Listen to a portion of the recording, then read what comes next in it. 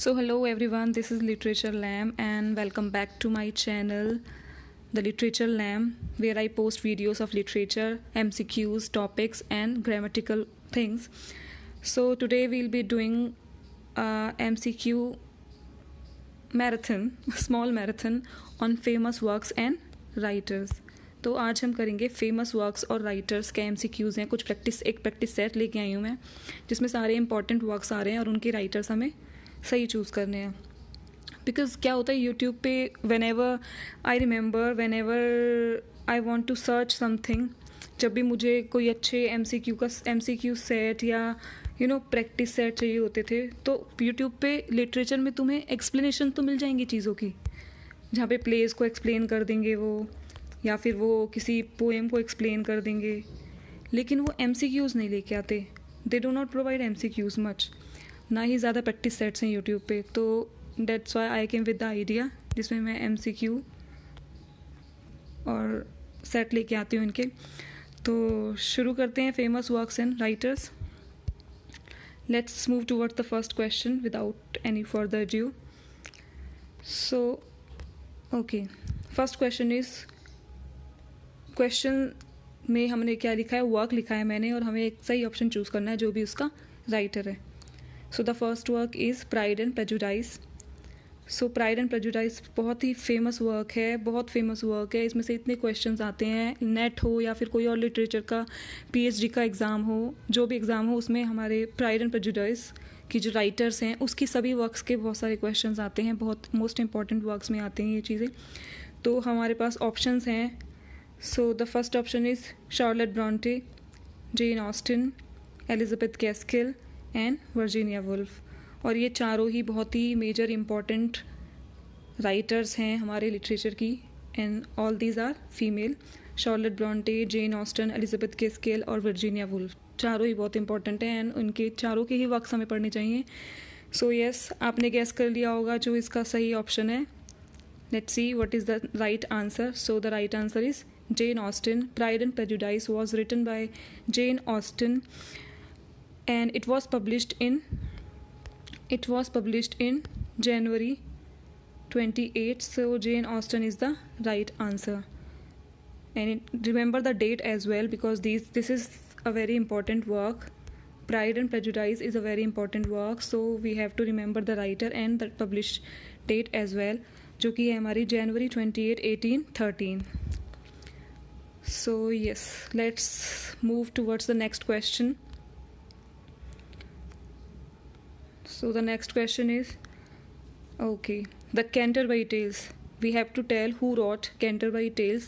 इसका मैंने आंसर नहीं दिया है, क्योंकि इसका आंसर सबको पता है, बहुत ही कॉमन है, ये बहुत इंपॉर्टेंट वर्क है, बहुत ही इंपॉर्टेंट वर्क है. इसकी मैंने बहुत सारी वीडियोस ऑलरेडी अपलोड कर चुकी हैं, ज़रूर आप चेकआउट करना मेरे चैनल पे. और इसका आंसर आप मुझे दीजिए कमेंट बॉक्स में. सेकंड क्वेश्चन ही मैंने आपसे पूछ लिया, तो ज़रूर देना इसका आंसर, क्योंकि ये मोस्ट इम्पॉर्टेंट वर्क है और इसका राइटर जो है, हमें उसके बारे में सारी इन्फॉर्मेशन पता होनी चाहिए. सो यस, चारों जो ऑप्शंस हैं वो बहुत इंपॉर्टेंट है. एक बार ऑप्शंस हम पढ़ लेते हैं. George Eliot, Geoffrey Chaucer, Charles Dickens and mark Twain. 4 of the important figures of literature हैं ये चारों. सो ज़रूर आप कमेंट करके मुझे इसका आंसर देना. चलते हैं नेक्स्ट क्वेश्चन पे. So who is the author of crime and punishment?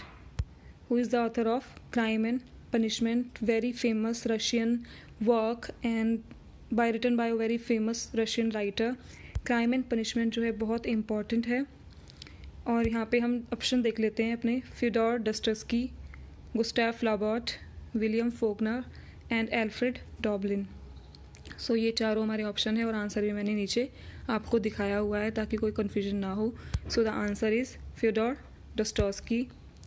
Fyodor Dostoevsky is the very famous author, and criticism में भी हम इनके बारे में बहुत पढ़ते हैं, तो मोस्ट इम्पॉर्टेंट हैं ये नेम जो आज मैंने इस वीडियो में सारे आ रहे हैं. तो आज जो भी नेम इस वीडियो में आ रहे हैं, वर्क आ रहे हैं या राइटर्स आ रहे हैं, ये आपके लिए बहुत मोस्ट इंपॉर्टेंट है पढ़ना, अगर आप नेट की तैयारी कर रहे हैं या PhD की तैयारी कर रहे हैं या किसी भी लिटरेचर एग्ज़ाम के लिए प्रिपेयर कर रहे हैं. और you have to remember the publishing date as well, which is 18 1866. So Crime and Punishment, and the right answer is Fyodor Dostoevsky, and remember the date as well, 1866. So let's move forward.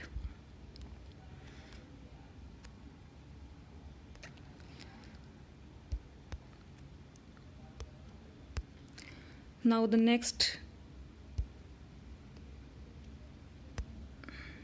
question is, who wrote The Old Man and the Sea?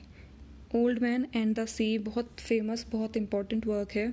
Story of an old man जो कि सी में जाता है मछली पकड़ने के लिए. तो इसके ऑप्शन देख लेते हैं. Ernest Hemingway, Thomas Mann, Toni Morrison and James Joyce. चारों जो नेम है फिर मैं कहूँगी मोस्ट इम्पॉर्टेंट हैं बिकॉज जो भी नेम इस वीडियो में मैं दे रही हूँ, the names which are appearing in this video are really most important according to any exam of literature. So options हमने देख लिए हैं and the right answer is, let's see the right answer. So the right answer is Ernst Hemingway. Right answer is Ernst Hemingway. So who wrote Old Man and the Sea? Ernst Hemingway. And when it was published in 1952. Remember the date as well, 1952, because most common questions हो रहे हैं अब literature में, net में जो आते हैं हमारे, जिसमें पब्लिशिंग ईयर्स पूछे जाते हैं, मैच द फॉलोइंग पूछे जाते हैं. So always remember this thing. Ernest Hemingway के सारे वर्क ही इम्पॉर्टेंट हैं. You have to read all of them thoroughly ताकि आपको अच्छे स्कोर मिले. So yes, now let's move towards the next question without any delay. And if you are liking the video, please give it a thumbs up and subscribe to my channel, because I generally post videos on of MCQs of literature and general topics of grammar of English and language and literature.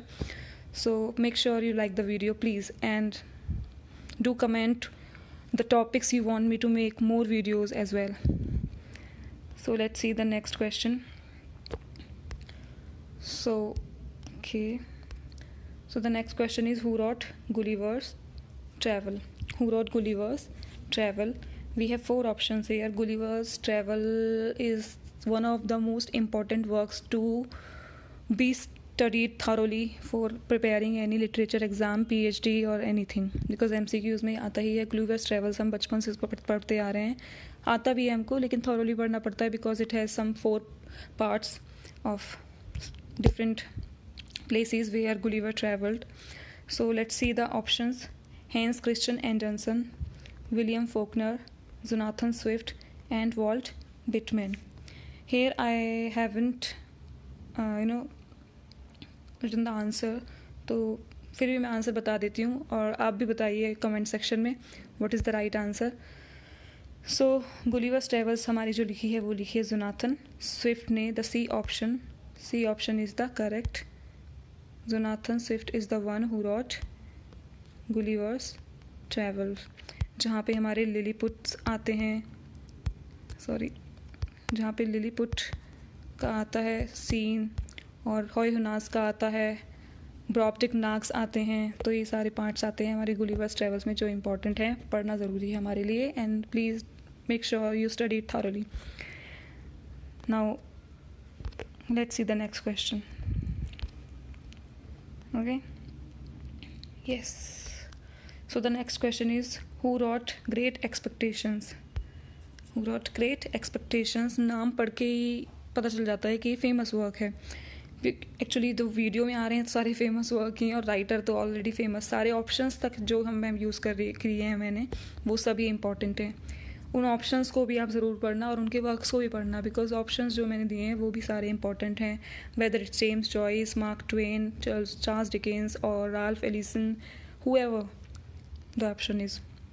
So let's see. Great Expectations, a very famous work, and every work of this writer who wrote the Great Expectations is considered to be the most important works to be understand for any exam of literature, whether it's NET or PhD or any post-graduation exam where MCQs came from the literature. So options are James Joyce, Mark Twain, Charles Dickenson, Ralph Addison. You have to answer this question. Comment में please ज़रूर बताना मुझे कि क्या है इसका answer. बहुत famous work है, या फिर मैं बता दूं? चलो मैं बता देती हूँ, लेकिन जो बताना चाहते हैं वो ज़रूर कमेंट में मुझे बताएं। सो the answer is Charles Dickens. Charles Dickens जो है हमारे, जब इंडस्ट्रियल इरा आया था जो लिटरेचर में, Charles Dickens was one writer who wrote differently, who wrote very well during that time, and he is the best. He wrote different works and every work written by him is still magnum opus of literature. So सबसे important works हैं इनके। एक एक work जो Charles Dickens ने लिखा है वो इम्पॉर्टेंट है अकॉर्डिंग टू नेट, PhD और any exam. Okay, so remember the answer is Charles Dickens. Great expectation is written by Charles Dickens. Let's see the next question.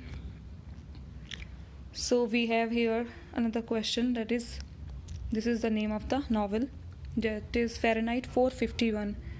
So Fahrenheit 451 was written by, we have options over here. Let's see the options. देखते हैं options हम। Stephen King, Isaac Asimov, Ray Bradbury and H.G. Wells. We have 4 options A, B, C, D and we have to choose one. तो आपने choose कर लिया हो तो हम आगे बढ़ते हैं। स्टीवन किंग, इसाक एसिमोव, रे ब्रैडबेरी, H.G. वेल्स। तो हमारे 4 ऑप्शंस हैं। अब हम देखते हैं कि फ़ारेनहाइट 451 जो है वो किसने लिखा है। आगे देखते हैं option answer. So the answer is, right answer is Ray Bradbury. Ray Bradbury is the author of Fahrenheit 451. Very famous work, very famous work.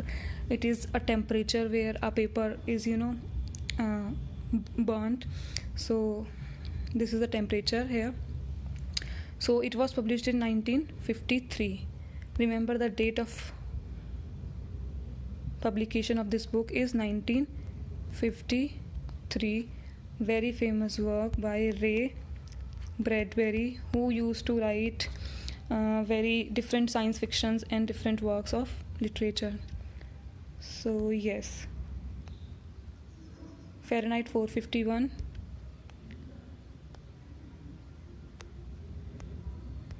Fahrenheit 451 was written by Ray Bradbury. Let's see below. चलते हैं नीचे, आगे के questions देखते हैं अपने। चलिए,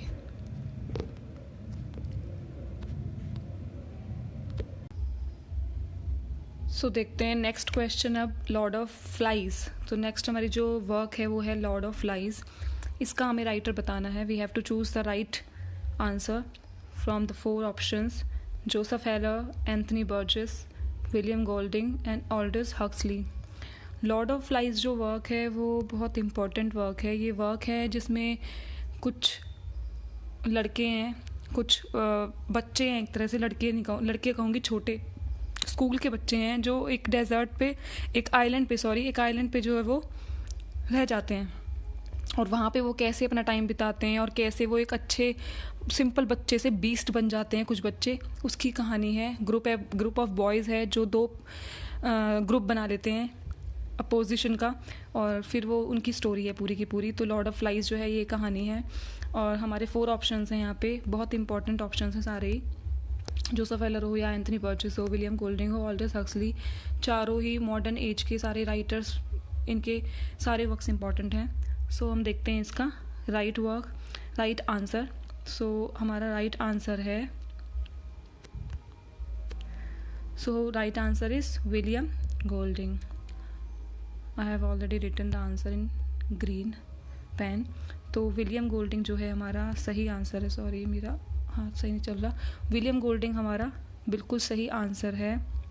और पब्लिश कब हुआ था? ये September 17, 1954 में हमारा जो लॉर्ड ऑफ फ्लाइज वर्क है, द वर्क पब्लिश्ड इन 1954। हम ईयर तो याद रख ही सकते हैं, डेट तो ऑब्वियसली इतने वर्क्स की हम याद नहीं कर पाएंगे, बट 1954 हमें याद रखना है that lord of flies was published in 1954 and it was written by the famous writer William Golding. तो this is the right answer, William Golding, and published in 1954. So यार, अगर वीडियो तुम्हें अच्छी लग रही है प्लीज़ लाइक करना, comment करना और सब्सक्राइब करना चैनल को, ताकि मैं मोटिवेट हूँ और मैं और वीडियोस आपके लिए MCQs की प्रैक्टिस सेट्स की लेके आऊँ. लिटरेचर की क्वेश्चन ढूंढना, उनको बनाना, फिर उनकी तैयारी करना टाइम लगता है. तो I will be encouraged by you, तो बहुत अच्छा लगेगा. चलें आगे देखते हैं next question.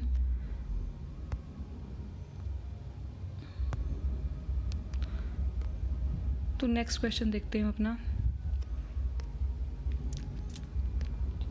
So the next question is who wrote the grape of Wraith.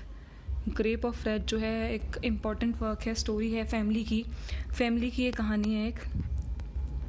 आपको हर वर्क के बारे में थोड़ा बहुत नॉलेज होना चाहिए, क्योंकि अगर आप किसी चीज़ के लिए, किसी टेस्ट के लिए प्रिपेयर कर रहे हैं, PhD के लिए या नेट के लिए, तो इतना तो हमें प्रैक्टिस हो जानी चाहिए कि हम नेम देख के ही वर्क का और उसके बारे में फटाफट से हम without any wasting any time हम उसकी इन्फॉर्मेशन बता दें. और राइटर तो हमारे माइंड में प्रिंट हो जाना चाहिए, हमारे अनकॉन्शियस माइंड में भी और सबकॉन्शियस माइंड में, जो थे माइंड है उन सब में हमारे जो हैं राइटर्स की नेम फिक्स हो जानी चाहिए.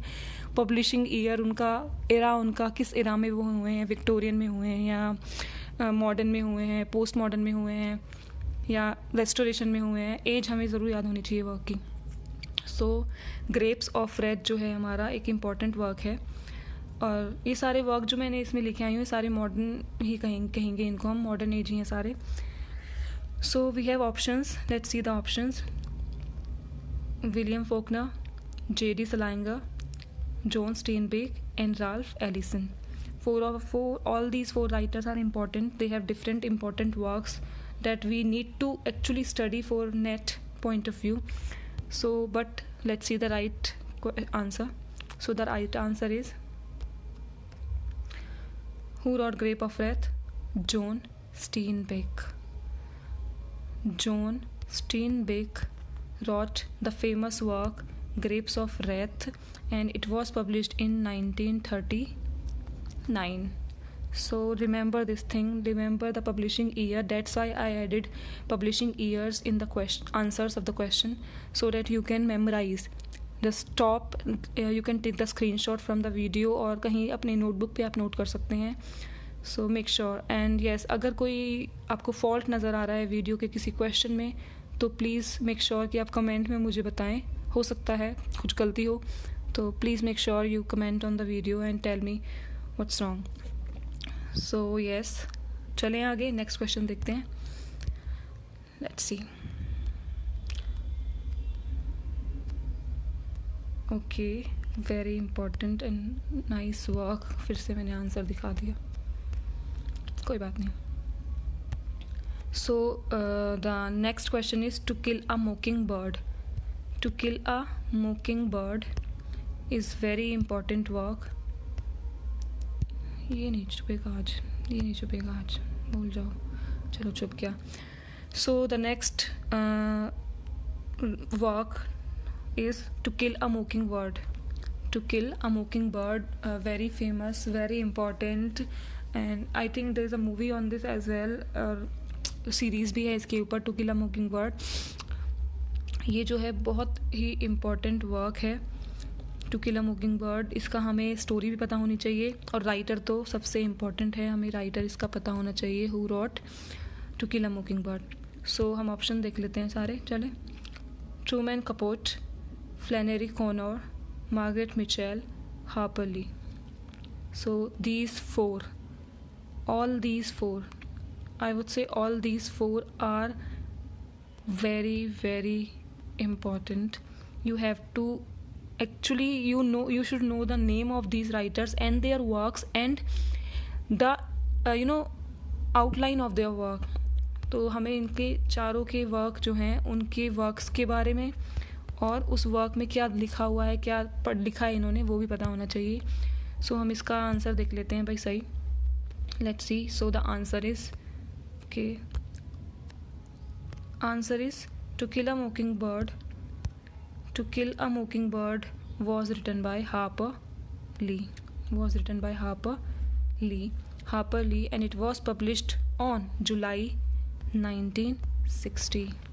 Remember the date, remember the year, just cram it if not possible. याद रखना, तो क्रैम करना पड़ेगा, चाहे लोग तो क्रैम करो. So work which is important, the writer and publishing year. These three things are most important. Who wrote The Kill a Mockingbird? Harper Lee. And when it was published? 1960. Make sure you learn it. Just take the screenshot and you can revise by replaying the video. Okay, let's see the next question.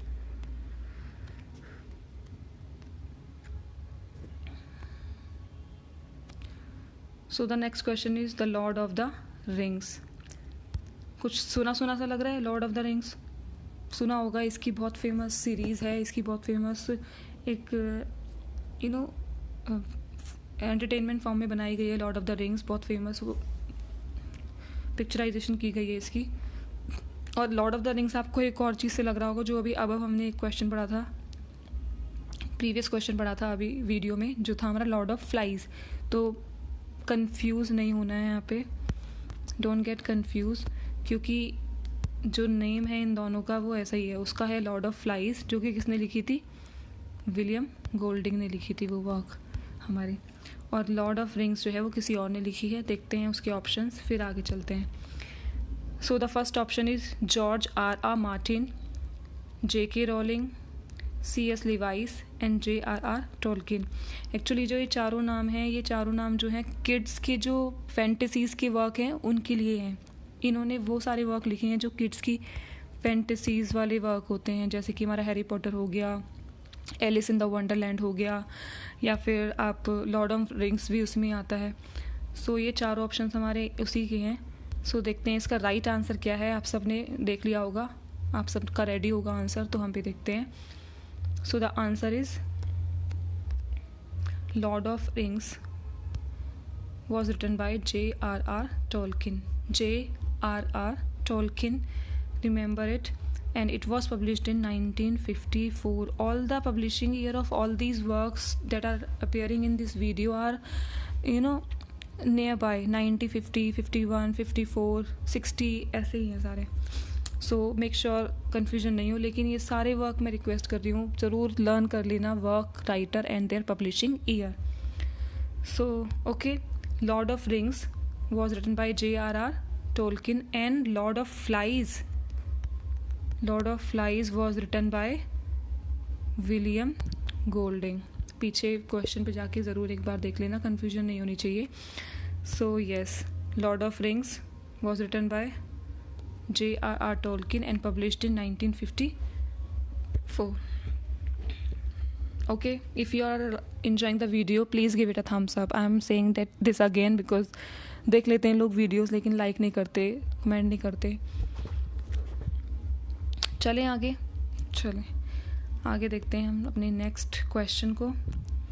12th question. Wait. सो हमारा जो next question है वो है who wrote the slaughterhouse 5. The slaughterhouse 5 जो literature में students रहते हैं, मतलब जो लिटरेचर पढ़ना पसंद करते हैं, जो लिटरेचर के स्टूडेंट्स हैं और वो करंटली भी कुछ ना कुछ प्रिपेयर कर रहे हैं या बहुत इंटरेस्ट लेते हैं, उनको ज़रूर पता होगा ये नाम. Slaughterhouse 5 is important work and famous as well. तो ज़रूर इसका नाम हमने जो है सुना होगा आप सब ने. एंड इसका हमें राइटर बताना है, तो देखते हैं कि पहला ऑप्शन क्या है. John Irving, Philip K Dick, Joseph Heller, Kurt Vonnegut. तो चारों ऑप्शन है, इंपॉर्टेंट नेम है सारे. जॉन इरविंग तो सबने सुना ही होगा. जोसेफ हेलर हमारा ऑलरेडी क्वेश्चन आ चुका है. जोसेफ हेलर से हमारा मोस्ट फेमस वर्क था जोसेफ हेलर का एक.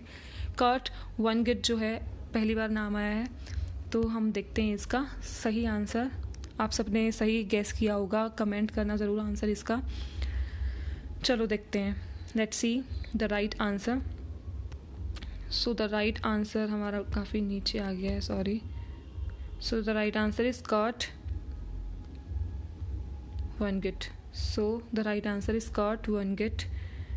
एंड स्लॉटर हाउस 5 हमारा किसने लिखा है? कट वेंगेट ने. And when it was written in 1969 मार्च में जो है हमारा ये वर्क पब्लिश हुआ है. So yes,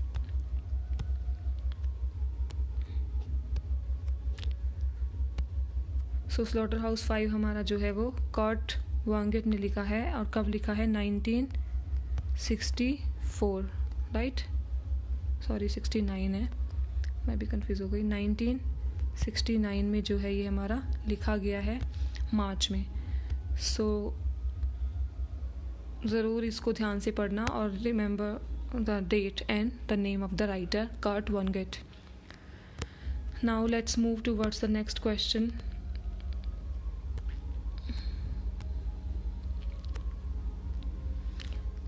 Who is the writer of Hitchhiker's Guide to the Galaxy? Who is the writer of the Hitchhiker's Guide to the Galaxy? ये important work में आते हैं सारे, हमारे मॉडर्न वर्क हैं सारे के सारे. और इनमें ज़्यादातर जो है बहुत इनोवेटिव वे में लिखा हुआ है. इनोवेशन दिखाई गई है, साइंस दिखाई गई है, साइंस जो है स्पेस दिखाया गया है. ये सारे वर्क्स हमारे बहुत इंपॉर्टेंट है. ये जो राइटर्स हैं कुछ हमारे, जैसे कि इसाक असिमोव हो गया, ऑल्डस हक्सली, तो मॉडर्न राइट उसमें आता है जो इंडस्ट्रियल थोड़ा मॉडर्न इरा दिखाते हैं. डॉगलस एडम्स हो गए, रे ब्रैडबेरी हो गया. ये साइंस जो है साइंस फिक्शन के लिए फेमस हैं, क्योंकि ये किसके बारे में लिखते हैं? साई-फाई जिनको हम बोलते हैं, साइंस फिक्शन जो हम बोलते हैं, मूवीज़ या बुक्स, उनके लिए. तो हमारा जो है बुक ये Hitchhiker's guide to the galaxy. We have 4 options: Aldous Huxley, Terry Pratchett, Isaac Asimov, Douglas Adams. These 4 options all are important, but we have to choose the one who wrote the Hitchhiker's Guide to the Galaxy. I hope आप सबको right answer पता चल गया होगा, जिनको पता है. जिनको नहीं पता है अभी हम देख लेते हैं. So the right answer is Douglas Adams, who wrote Hitchhiker's Guide to Galaxy. Douglas Adams is a writer, and when he published that in 1979. Because we have to remember the date as well.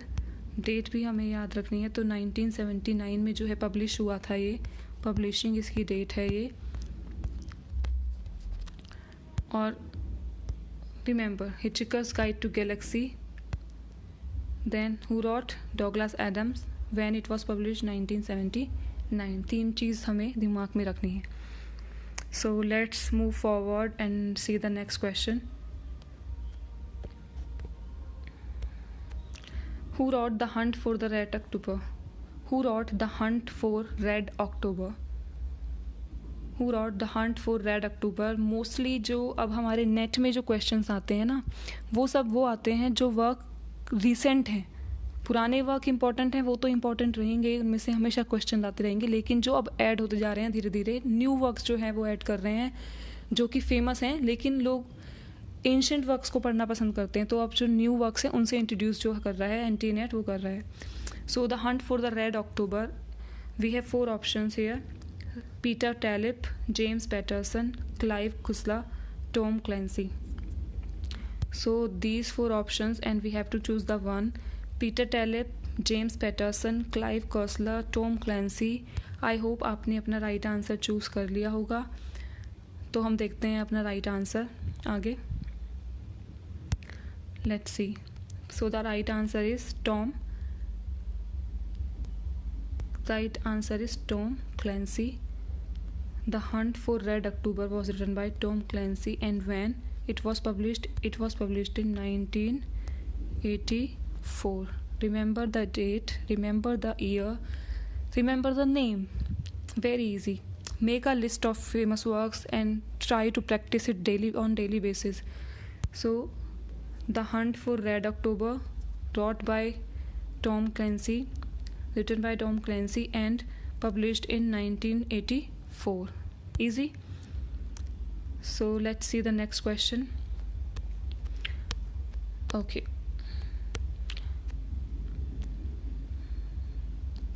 So here we have another important work which is considered to be the very famous work as well as very innovative work and very relative. It's a very nice work 1984 because 1984 में कुछ ऐसा दिखाया गया है society को. Dystopian novel है ये. It is a dystopian novel जो होती है हमारी डिस्टोपिया होता है. जैसे हमारा यूटोपिया होता है वैसे ही डिस्टोपिया होता है. तो डिस्टोपियन जो हमारी नॉवल होती है उसमें ऐसी सोसाइटी दिखाई गई होती है जो कि एक आइडियल सोसाइटी नहीं है. यूटोपिया होता है द वर्ल्ड नोवेयर, जहाँ पे बहुत ही अच्छा सब कुछ है. लेकिन डिस्टोपियन जो होती है हमारी वो होती है जहाँ पे वर्ल्ड अच्छा नहीं है. सोसाइटी जो है वो सोसाइटी इज़ नॉट एक्सेप्टेबल, अच्छी नहीं होती है. तो 1984 हमारी जो है एक डिस्टोपियन वर्क है. याद रखना ये एक डिस्टोपियन नॉवल है. और इसके राइटर अब हम चूज़ करते हैं options. Orson Welles, Ray Bradbury, George Orwell, H G. Wales.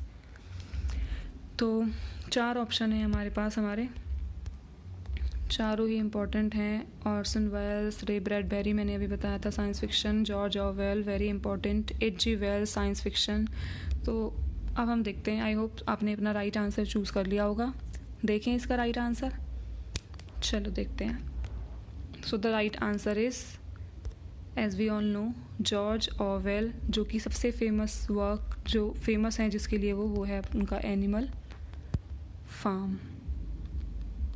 इनका ये मोस्ट फेमस वर्क है. जॉर्ज ऑवेल के सारे ही वर्क वैसे बहुत फेमस हैं, चाहे वो 1984 हो या एनिमल फार्म हो. दोनों ही इंपॉर्टेंट वर्क हैं, हमें थॉरोली पढ़ने पड़ेंगे अगर हमें नेट में अपीयर करना है. बट एनिमल फार्म जो है इनका बहुत अच्छा एक सटायर है एक तरह से सोसाइटी के लिए. 1984 इनकी डिस्टोपियन वर्क है. So George Orwell is the right answer and it was published in 1949. Always remember the date 1984. तो 1984 को क्या करना, उल्टा कर देना कि 1984 का पब्लिश हुई थी 1948 नहीं 49 को. थोड़ा आगे पीछे याद कर लेना, बहुत इजी हो जाएगा याद करना. 1984 का पब्लिश हुई थी 1948 नहीं 49 को. So yes, George Orwell is the right answer and it was published in 1949. 15 questions complete हो गए हैं. But today I have one bonus question. Let's see the bonus question. देख लेते हैं, इम्पॉर्टेंट है क्योंकि, इसलिए मैंने सोचा ऐड कर देती हूँ एक बोनस क्वेश्चन भी आपके लिए. सो यस, फेमस वर्क है, बहुत इम्पॉर्टेंट वर्क है, इसलिए मैंने इसको ऐड करने के लिए सोचा. चलो देखते हैं. The catcher in the rye. The catcher in the rye बहुत अच्छा वर्क है, मैंने बहुत इसके बारे में पढ़ा है. आप भी ज़रूर पढ़ना इसको. तो इसके हम ऑप्शन देखते हैं. J.D. Salinger, John Steinbeck, F Scott Fitzgerald, Ernest Hemingway. तो ये 4 हमारे जो ऑप्शंस हैं, चारों नाम को आपको जो है भूलना नहीं है. फेमस नेम्स हैं ये लिटरेचर में, और इनके वर्क्स को भी साथ के साथ आपको याद करना है. तो ज़रूर याद करना इनके नेम्स और इनके वर्क्स आपको पता होना चाहिए. चारों ही नाम ऊपर आ चुके हैं, नेम इनके वर्क भी आ चुके हैं. एफ स्कॉट का नहीं आया, लेकिन एफ स्कॉट ऑलरेडी हम सबको पता है. ग्रेट गेट्सबी जिन्होंने लिखा था, बहुत फेमस वर्क. तो जल्दी से आप डिसाइड करिए कि चारों में से कौन सा ऑप्शन सही है. चारों में से कौन सा ऑप्शन सही है. तो आई होप आपने चूज़ कर लिया होगा. चलें आगे देखें क्या चूज़ किया है आपने, सही है या गलत है. मुझे बताना कि कितने क्वेश्चन सभी ने इस वीडियो के साथ साथ अपना भी एक इवेल्यूएट किया होगा अपने आप को. तो प्लीज़ मेक श्योर कि आप कमेंट में बताएं कि आपके 15-16 क्वेश्चंस में कितने क्वेश्चन सही थे, कितने सही आपने चूज़ किए हैं. चलो देखते हैं इसका राइट आंसर देखते हैं. So here catcher in the rye, the right answer is J.D. Salinger and 1951 is the publishing date. तो 1951 जो है हमारी पब्लिशिंग डेट है इसकी. And yes, catcher in the rye correct answer, J.D. Salinger, written by J.D. Salinger, and written in 1950, published in 1951. So I hope सबको ये question, bonus question अच्छा लगा होगा. आप इसको सर्च करेंगे, इसके बारे में पढ़ेंगे, you will find that it is important. And Catcher in the Rye, right answer, J.D. Salinger, written by and published in 1951.